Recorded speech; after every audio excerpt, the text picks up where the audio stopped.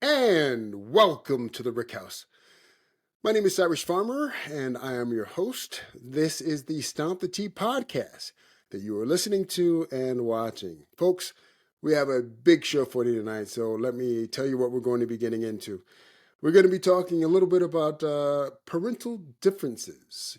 How was I raised as a child versus how I decided to raise my children when I became a parent. I'm going to give you one or two examples I thought would be illustrative of some of the things that we're talking about. We're also going to talk about the NFL postseason. Yes, we're going to be doing a playoff review. I think it's going to be a tremendous postseason. I think we're going to have a lot of fun. I think there's probably going to be a lot of great games. And I can't wait to see a champion crowned, whomever that may be.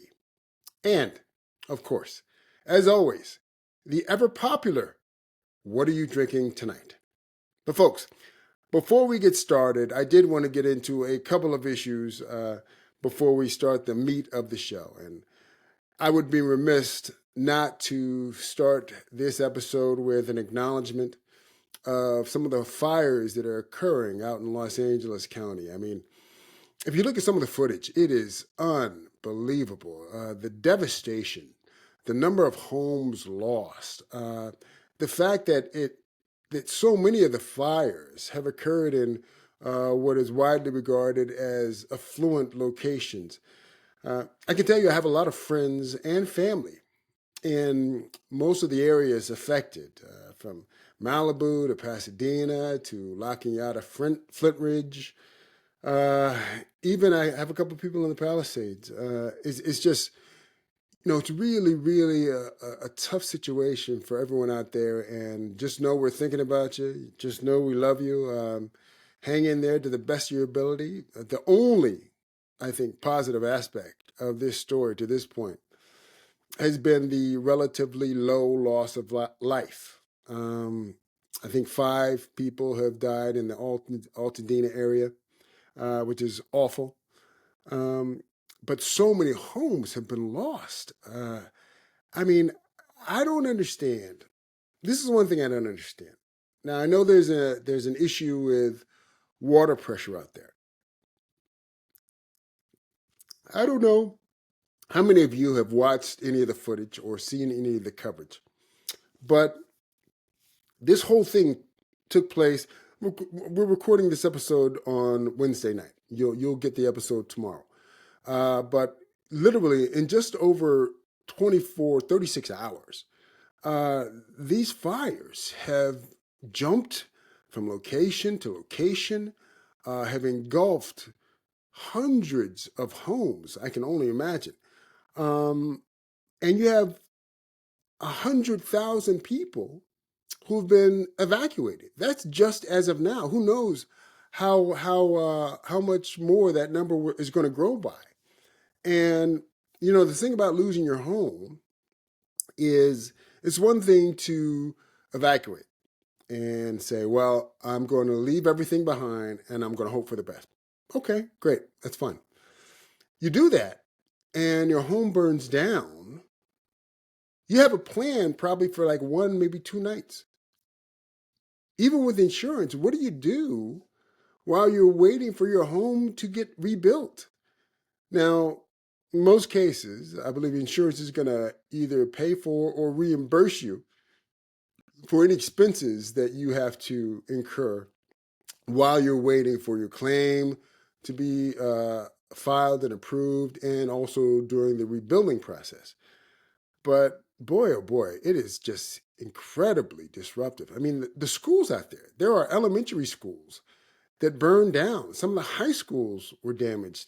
I think some of the private schools and charter schools in different areas of Southern California were either damaged or completely destroyed by the fire. It is a big, big deal. So, boy, I got to tell you, I feel badly for everyone out there, because even if your home didn't get burnt and you're living in an area that has not been touched by fire, the air quality is going to be so bad for a significant amount of time.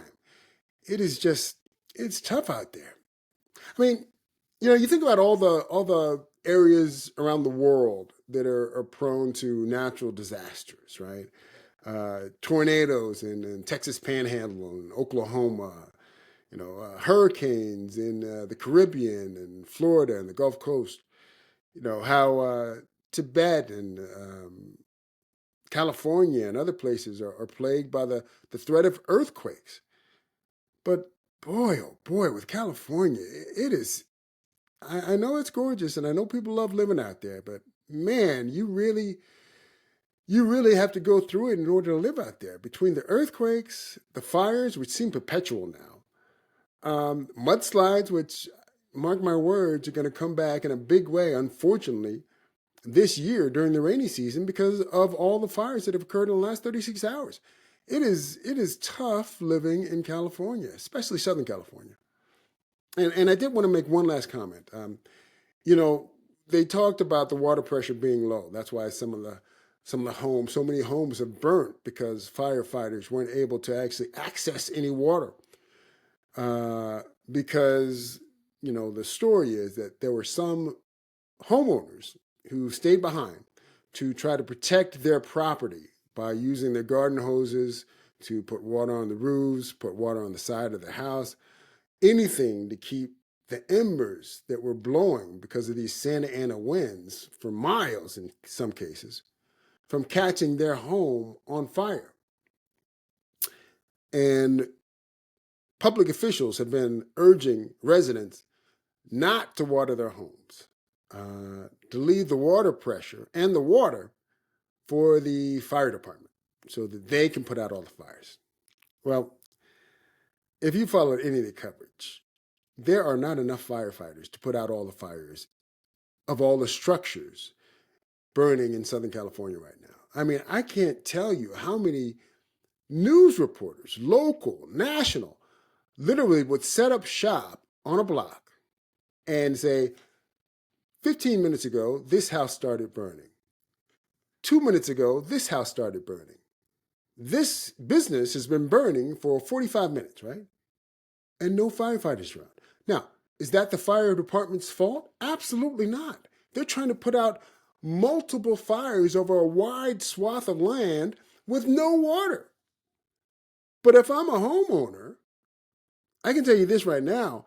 If I decide to stay in my home, you can bet I'm going to water my own house with or without the fire department using the water also. Because if I don't water my own house, by the time the fire department gets to my house, they might not be able to water it at all. They might just let it burn because there's so many other fires. So I'm just telling you, I'm not there. And I was a homeowner in Southern California. But I can tell you right now, if for some reason I did not evacuate, you can bet your bottom dollar I would be watering my home until the water ran dry. Because I'm not going to sit around and wait and let my biggest investment go up in smoke because I'm waiting for the fire department to come put out a fire that may be done by the time they arrive. So we're thinking about you. We're praying for you, all you guys out there. It's tough sledding, but you're Californians, and I know for a fact that you will bounce back better than ever. But it's not going to be easy. I'm not going to lie. Hang in there. Now, one of the things I watched last night was the TGL debut. TGL. Does anyone know what that means? That's the Tiger Woods, Rory McIlroy kind of indoor golf league, right? Folks, I have to tell you, this was a fascinating event. Apparently, they have like this indoor. I guess I'm assuming they built it in Florida. They've partnered with SoFi, and they have this facility where they have these team golfers. There's 3 people on each team, and I think there's a total of 6 teams. The teams last night were, I think, Team New York, which was Xander Schauffele, Matthew Fitzpatrick, and Ricky Fowler, versus Team Bay, which I think stands for the Bay Area, which was who was it? Nick Lowry. Who's the kid? Who's the guy with the beard who won the British Open a few years ago? Lowry. I think it's you know who I'm talking about. He has a beard, burly Irishman, good guy. Tim Ludwig Oberg and Wyndham Clark. And I have no idea what these affiliations mean as far as Team New York versus Team Bay Area. I don't think of Ludwig Oberg as being from the Bay Area. That's not the first thing that comes to my mind. And I certainly don't think of Matthew Fitzpatrick when I think of New York. But be that as it may, they play this. They play on this golf simulator. You hit shots off supposedly real grass and real rough and real sand on a tee box, and you hit into a simulator that is supposedly 24 times the size of a normal size screen. And you play these virtual golf holes. And then they have this green with a bunker that they can change the undulations on. So when it comes time to putt, you actually have to make the putt into the hole, into the cup. Folks, I got to tell you, it was really, really, really fascinating to me. Now, I don't know how many of these virtual matches I can watch, and there's all sorts of things involved. There's music playing, there's a DJ, there's a crowd. People are not told to be quiet when they're watching. In fact, the crowd actually heckles the golfers from time to time. It's an alternate shot, essentially, format for the front nine, and then the back nine, I believe you play singles, right? Um, and there's a shot clock, which I thought was fascinating. So you have 40 seconds from the time the clock starts to hit your next shot, whether it's a putt, tee shot, chip, iron shot, whatever. It was brilliant to watch. I mean, it was one of the things that was really interesting. You could tell it's a little looser, and it was like definitely a little. It was quote unquote. It wasn't exactly a major, right? Didn't feel like a major because how can you tell that? Because Ricky Fowler, he was playing with his eyeglasses. I mean, I didn't even know Ricky Fowler wore glasses. I mean, I've never seen him wear glasses on the golf course. So you can tell he was kind of quote unquote off the clock during this event. But they all say that they were nervous at the start of it, and I think for good reason. It was different. It was kind of new. I thought it was refreshing. Tiger supposedly is making his debut for the TGL League, for that golf league. I think in a couple days. I think he makes his debut on Thursday. So I'm definitely going to tune in to watch and see what Tiger does on this virtual course. With the music and the crowd being responsive and the shot clock. I mean, it seems like I've never been to Top Golf, but it seems like it kind of replicates an experience that you would have at a place like Top Golf. Um, and I'll be interested to see if this endeavor kind of captures a younger demographic, if it brings a younger demographic to at least this version of golf. It's like esports live with kind of like a little wrestling flair. I got to tell you, I was very fascinated by it. Again, I don't know if I could watch a full season of it. Who knows how long the season is? I'm sure they have all those details readily available, and I'll look them up at some point to find out what they are. But as a fresh watch of a new idea, great job. I thought Tiger did a great job with it. Roy as well. I mean, they're partners. I thought he did a great job with it, and I was very pleased with the results. Outside of the fact that Team Bay waxed Team New York, apparently. I only watched the first half. But Team New York was down, I think, like 6-0 by the time I knocked out of it. It's going to be interesting to see how much they change the virtual courses that they play on, or if they change them much at all. And it made me wonder how much do pro golfers how much do they actually play on golf simulators. I know they get their numbers a lot with TrackMan, this, that, and the other, but I don't know how much they actually use a simulator to kind of replicate a match. I assume they all have the ability to. I'm just not sure how much of that is part of their routine, frequently or infrequently. So that was a question I had. Um, Tiger said something interesting last night, and he said it more than once. I'm going to read it to you. He said, "This is not traditional golf. This is golf," which I thought was fascinating. Now, I'm not exactly sure what he means by that, but my suspicion is that he's saying that golf doesn't have to be, quote unquote, as stuffy or as high minded as it's been traditionally portrayed to be. It doesn't have to be played the way it's always been played. Now, I know what you're thinking. You're like, "Si, I thought you're the guy who can't stand having music on the golf course when you're playing golf." Absolutely true. Absolutely true. You're 1,000% right. I can't stand music on the golf course. I'm trying to concentrate. I'm trying to hit a shot that may or may not go where I want it to go. In order to do that, I'd like to be able to focus and concentrate. But as I've said in the past, when I practice, I often practice with music. And in this setting, I think music would be fascinating.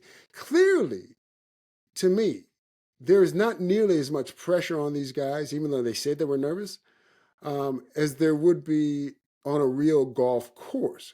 What will be interesting to see is if the stakes, and I don't know what the winner's purse is, if the stakes are high enough to make these guys really start to grind and really get competitive in a way that you would find comparable to a PGA Tour event. I don't know if it'll ever be comparable to a major, but maybe it'd be comparable to a PGA Tour event, a big event, let's say.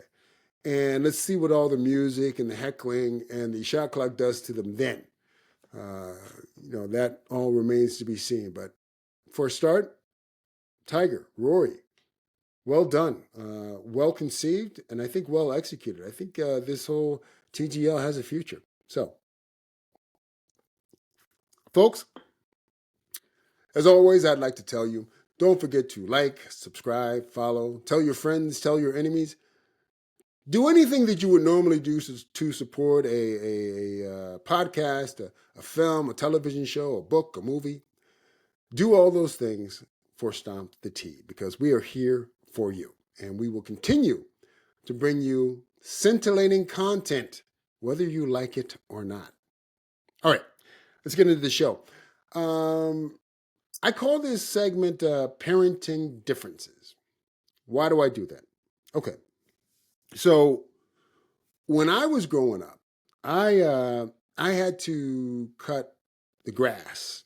My father made us cut the grass, me and my brother, every 2 weeks or whenever it needed to be cut. Now we had a push mower, so heaven forbid you skipped a session because that grass would get high enough to where it would choke out the mower, and what would take an hour and a half, 2 hours would take 3 hours, 3.5 hours. Not so much fun. I hated it. I was not a fan. I look back on it fondly now because I really didn't like cutting grass, but my father thought it was important. And maybe he was right. Who knows? I know that I did it. I know I have a good work ethic. Maybe that was part of it. Maybe it wasn't. But I'm sure it didn't hurt. I didn't develop a good work ethic in spite of cutting grass as a kid. But for me, when we had our children, I decided, along with my wife, of course, not to give them like these daily chores they had to do. You have to clean the bathroom. You have to cut the grass. You have to clean the light bulbs change the light bulbs every 2 months and clean the windows every week. We didn't do that around here. We were much more focused on having both of the kids, I have a son and a daughter, do well in school. and concentrate academically. We wanted to make sure they were good students, they were prepared, they did what they needed to do. And if there was an issue at school, we wanted to make sure it got addressed and that they made any corrections that needed to be corrected in order to achieve academically. Now, we had some pretty good success with that. They both ended up being very good students. They both got into schools that they liked. We're very proud of both of them. So that part worked out. But one of the things that I was very big on, especially when the kids were younger, was I was very big on exercise.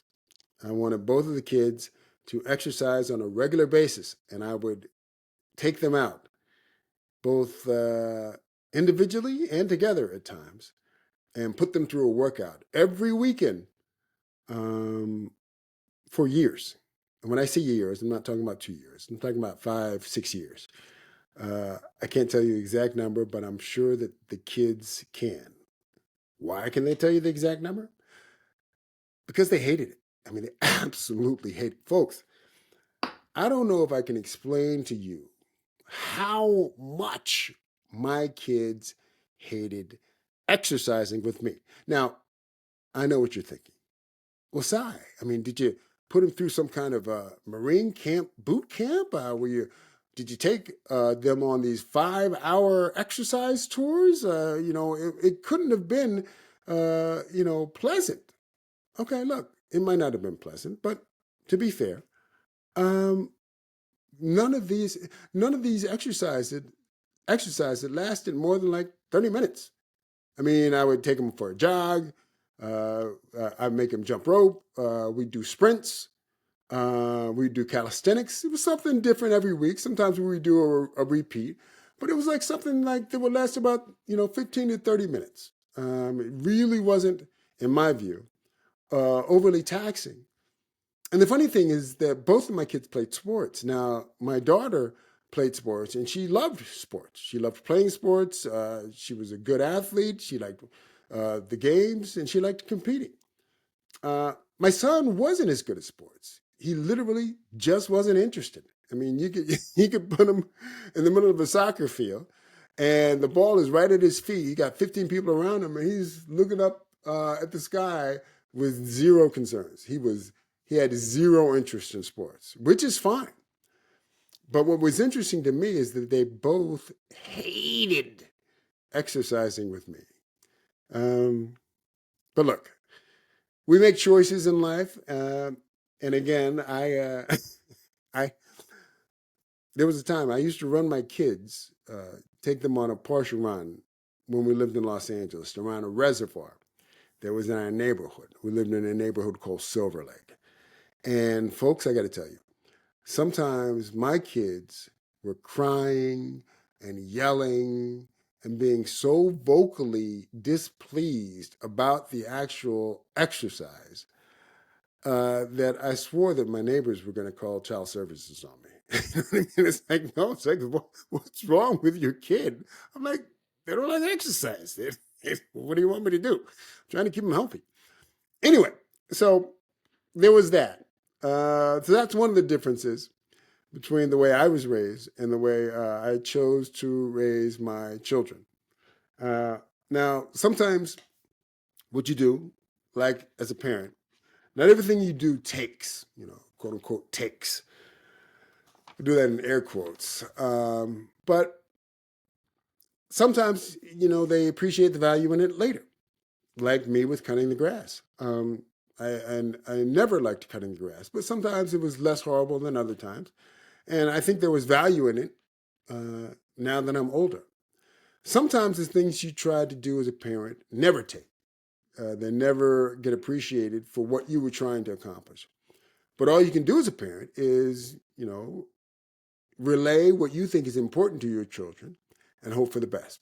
So that's what I've chosen to do. Now, when I was a kid, we used to have something in my in my home. We used to have something called a water jug. Now, what is a water jug? You're asking, right? Well, It's exactly what it sounds like. We would, after we finished a gallon of milk, we would rinse out the plastic container, fill it with water, and put that back in the refrigerator. And that would be the water jug. It's kind of like a Brita without a filter, right? So we would use that so that we could have cold water out of the refrigerator, uh, whenever you wanted a nice sip.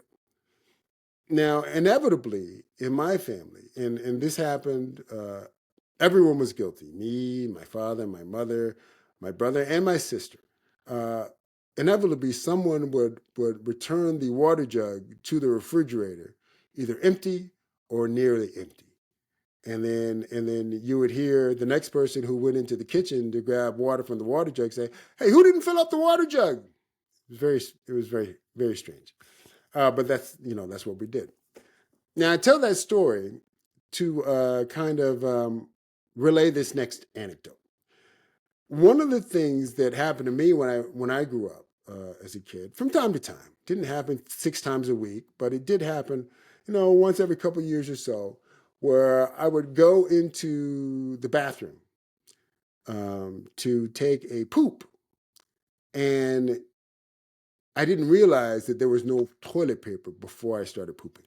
Now, it wasn't just me. This happened to other members of my family. For whatever reason, maybe attention to detail wasn't at its highest. But inevitably, you would hear someone, if it wasn't you, yell from the bathroom, hey, can you hand me some toilet paper? Can you grab a roll of toilet paper, right? I don't know how unique this is or not. I just know it happened to me and my family. You guys are probably so fancy it never happened to you. It happened to me on more than one occasion. Um, but I'm happy to say that has never, ever happened to either of my kids. My wife does such a good job of stocking our home with rolls of toilet paper. This is pre-pandemic. She's always done this. That you never, ever, ever run out of toilet paper. I mean, it's a little thing. You being me, kind of take it for granted. But it is amazing how much toilet paper she keeps around the house. And she keeps it actually in the places where it's supposed to be, the bathrooms, every bathroom. Um, so that's one of the kids. I think that's one of the areas where my kids may be spoiled. And now that they're living on their own or about to live on their own, they might run into, hey, can you hand me some toilet paper? Issues when they're living with a roommate and mom's not around. Anyway, so NFL playoffs. Folks, I got to tell you, I think this is going to be a fantastic postseason. I'm really, really excited about it. I hope the games are going to be competitive. I know there will be some, but I hope most of them are. There's always going to be some that are not competitive, but I'm hoping for the best. As I see it right now, the favorites in the NFC would be the Lions, of course, the Eagles, of course. And I think whoever wins the Minnesota Los Angeles Rams game, I think those three teams are going to have the best chance to represent the NFC in the Super Bowl. As far as the AFC is concerned, I believe it's going to be the Chiefs or the Bills or the Ravens. So I think it's going to be a lot of fun. Let's go through each of the games. But before we do that, I will say this. Kudos to the Detroit Lions. Boy, oh boy. Big win over the Vikings. And I want to tell you this. Aaron Glenn did a fantastic job against Kevin O'Connell and that Minnesota Viking offense. Man, yeah, what a game plan. What a level of execution by his players. A defense that looked like Swiss cheese for most of the season after losing Aiden Hutchinson, in my opinion. Uh, Looked like they could stop anybody. They were so good, and it's kind of like it's a question. You don't know if Detroit can replicate that against another team, like say the Eagles or even the Rams. But on that night, with all the marbles on the table, um, they did a wonderful job against Minnesota, and earn and deserve to be the number one seed in the NFC. So kudos to them. Now, let's go through the games. Chargers, Texans. I got to tell you, I don't have much of an opinion about the Chargers. I haven't seen them play a game all year. So I have no idea what Harbaugh is doing with that team. I don't know what they look like. I don't know what Herbert looks like. I don't know what the defense looks like. Who knows? I just know they're in the playoffs.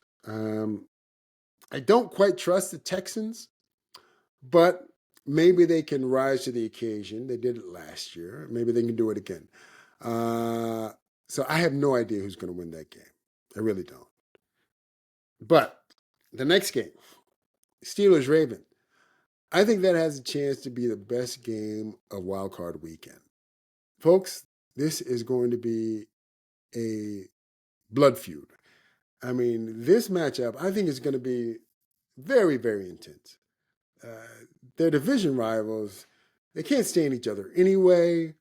And again, it's the playoffs. But I do have a question for you. Steelers-Ravens now, right? In Baltimore. Who do you think is going to catch the most heat if their team loses this game? Mike Tomlin, coach of the Pittsburgh Steelers, or Lamar Jackson, quarterback of the Baltimore Ravens? Folks, I'm asking you this question for a very specific reason. For all of the kudos each of these men receive for their regular season success. Tomlin, he's never had a losing season. Lamar, winner of 2 MVPs, possibly the winner of a third coming this year. Who knows? But they both had struggles in the playoffs. I'm going to read you some stats, and I want you to let me know what you think about this. Mike Tomlin, he's won 1 Super Bowl. He's had 2 Super Bowl appearances. Surprisingly, he's 2-1 against the Ravens in playoffs in the postseason. But his overall record is 8-10. He's lost in the first round his last 4 playoff appearances. He hasn't won a playoff game. His Steelers have not won a playoff game since the 2016 postseason. Folks, it is now 2025. That's almost 10 years. This is the 2024 season, so let's call it 8 years, all right? But that's a long time not to win a playoff game. And he has some historically bad losses on the ledger. Oh my gosh.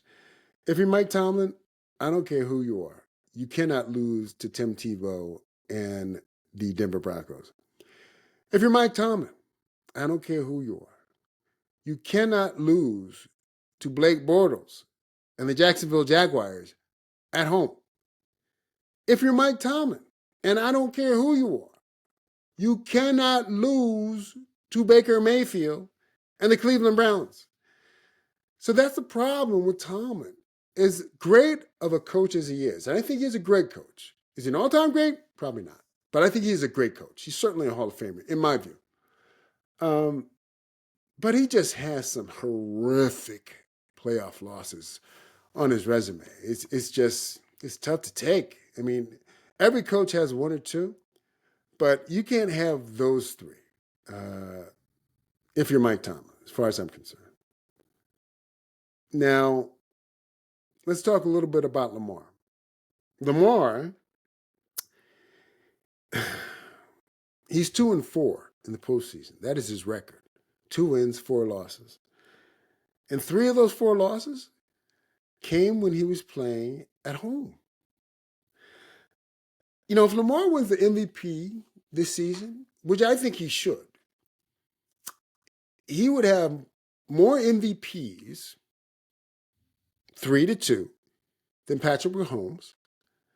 And he would have more MVPs, 3-2, than playoff wins if he loses to the Steelers this Saturday.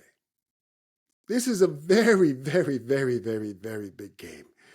And whoever loses this game, whoever team loses this game, is going to catch a tremendous amount of heat. Folks, I think it's going to be a great watch because every single person on both sides knows those are the stakes. not to mention moving on to the playoffs. So, next game, Broncos, Bills. Now, Buffalo is supposed to win this game, and I expect that they will win the game. But be careful. I think Denver is a sneaky good team. That defense, I think, plays well. I think Bo Nix has played well. They do have some weapons on the offensive side. Denver, they remind me a little bit of Washington in that they can sneak up on you and they can surprise you. They're going to stay in the game. I don't expect them to get blown out, but with Josh Allen and the Bills, who knows? But I don't expect them to get blown out. And I think they might have a puncher's chance to win that game against Buffalo. We shall see. They're obviously not going to be concerned about any weather or temperature issues. They're from Denver. Buffalo is basically like playing next door for them. So, should be a fun game, should be a fascinating game. Can't wait to see it. Packers, Eagles. Don't have a lot to say about this game. I expect the Eagles to win this game. They should win this game, especially if Jordan Love doesn't play. I expect Jordan Love to play, by the way. Regardless, the Eagles are the better team. They have the better roster. Jalen hasn't played in a while, but hopefully he can use this game to tune up and get ready for the next week. And I expect the Eagles to win. It would be a colossal disappointment if the Eagles lost this game. I'm telling you that right now. I don't expect that to happen, but if it does, it will be a colossal disappointment. I'm talking to you, Coach Sirianni. All right. Next game, Commanders, Buccaneers. Now, this is going to be a fun game, I think. I mean, you got two plucky teams, two teams that historically have given the Eagles trouble. We all know what the Buccaneers have done to the Eagles over the last two playoff appearances, one with Tom Brady, one without Tom Brady. It feels like Todd Bowles has the Eagles number. And they have, they made their way through the NFC South and won yet another division, believe it or not. They're a good team. They're not a great team, but they're a good team. They can give anybody fits. And Washington, of course. We saw what the Commanders did and Jaden Daniels did to the Eagles just a couple 3 weeks ago. So I expect this to be actually a fun game. This actually might be the second best game of the weekend after Pittsburgh, Baltimore. I'm looking forward to seeing the game. We'll see who wins. Either team could win. I'm going to say this. I'll say Washington's going to win. I'll say Washington. I'll pick Washington in the game. Last game of Wild Card Weekend: Vikings, Rams. Folks, the winner of this game, in my opinion, could go to the NFC Championship game. Both teams are that good. I know we talk about the Vikings a lot, but the Rams are a sneaky good team. They have talent on both sides of the ball. They are well coached. They can execute. The Rams are a pretty good team. I don't know what to think about the Vikings after watching how they played against Detroit. Anyone can lose a game. It's not the end of the world. But I don't know if they got exposed or if they just ran up against an opponent that was too much for them on that given night. We're going to find out on Monday. This is a big game for the Vikings, especially considering their last playoff appearance did not go so well. Kirk Cousins losing to the Giants a couple of years ago after winning so many one-score games that entire season. Vikings need to win this game, but they are not guaranteed to win this game. I think the Rams are going to show up. It is going to be, we'll see how they handle the game with all the fires out there. I believe the Rams are hosting. The game's out in SoFi. So we'll see how the NFL decides to handle that. But Vikings need to be careful. The Vikings need to try to take care of business, because if they don't take care of the business, the Rams will be happy to. Trust me. But I think the winner of this game has a puncher's chance of going all the way to the NFC Championship game. So let's see how that all shakes out. All right, so that is the NFL postseason playoff preview. Now, folks, we've come to my favorite part of the show, and I think you know what I'm going to ask you, because I do have a question for you. And this is the question. What are you drinking tonight? Well, folks, I can tell you what I'm drinking tonight. I am drinking Duality Double Malt Whiskey. Folks, this is a little bit off the beaten path, and I'm going to tell you why in a moment. But first, let me give you some numbers. Duality Double Malt Whiskey. It is bottled, distilled, and matured by ASW Distillery. That happens to actually be located in Atlanta, Georgia.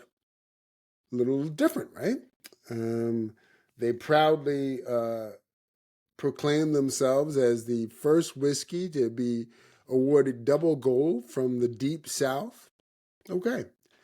I had no idea that Atlanta had a distillery, and apparently, obviously, this is a distillery you can visit. I will be looking forward to doing that sometime in the 2025 calendar year.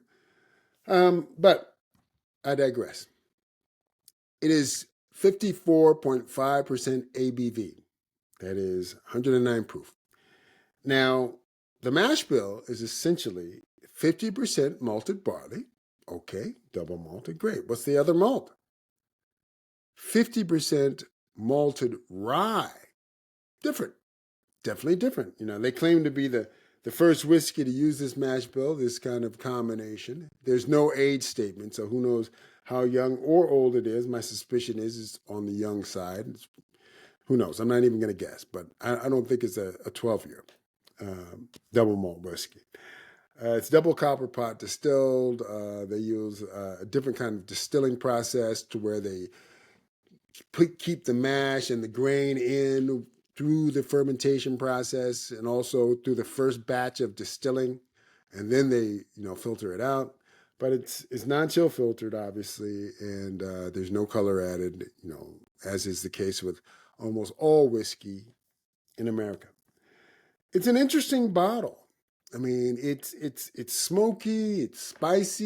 You kind of taste a little bit of chocolate, a little toffee.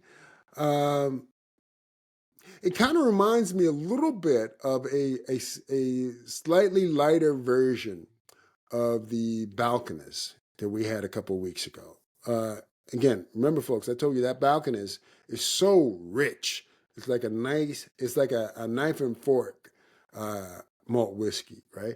Whereas this is kind of like a hamburger, a gourmet hamburger, but a hamburger malt whiskey. You can kind of get around it. You can get through it. You don't feel like you need a tuxedo to drink it. It's the kind of thing I think would be great. It's like a great after dinner drink. You're not gonna go through a bottle of this Duality double malt, just because you have nothing to do. Again, because of the double malt, it is a little darker with its flavor profile. So you're only going to drink so much at a given time, a given setting. I think it would probably be a great whiskey to have with a cigar, which I have not tried yet, as we here on the East Coast have been dealing with 30 to 31 degree high temperatures for the last couple of days and for the next week moving forward. So I haven't had a cigar in a little while. But when I do, I'll have some of this Duality double malt whiskey with it and report back. Folks, that is the show for tonight. As always, don't forget to don't forget to subscribe. Now remember, we have audio versions of this podcast on both Spotify, on Apple Music, their podcast platform, TuneIn. We're on a number of different platforms, so do not forget to tune in. Don't forget to don't forget to subscribe. And as always, we're going to make sure we give you as much content as we can. We will see you next week. Folks out in Los Angeles, Southern California, hang in there. We're with you. And as always, we will see you on the first tee.